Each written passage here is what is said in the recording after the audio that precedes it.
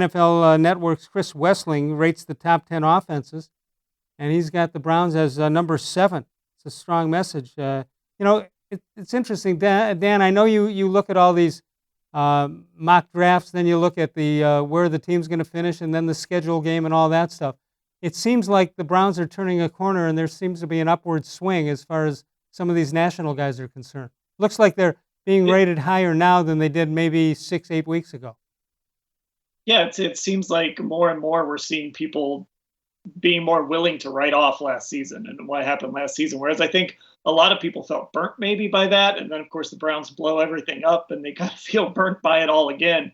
But now they move past that. Andrew Berry appears to have had a pretty strong first draft as GM. Kevin Stefanski is a likable guy. These national guys seem to love Baker-Mayfield in that system. And I think they're kind of, at this point, putting everything that happened last year away and trying to look at just this year. And we're hearing a lot of some of the same things that we heard last year at this time. It's going to be on these players, though, to not do that. They have to look in the mirror and be willing to find their shortcomings and not just blame it all on the previous coaching staff. Dan, do you think that there will be a testing of the waters by some of the veteran players to see how Stefanski handles it, or do you think that's an old-time way of looking at football?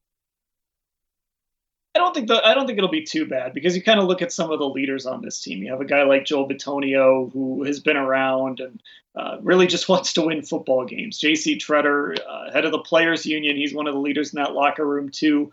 Even Sheldon Richardson is a guy you don't always think of him, out front as a leader just because he'll kind of say whatever he wants and he'll say some controversial things. But he's a guy that if he buys into you, he's going to buy in. He's not going to test things. We'll kind of see how Odell Beckham, Jarvis-Landry, how some of those guys handle it. But I think they're willing to be coached if they believe in the coach. Are we assuming that Landry and Beckham are healthy now after the surgeries they had?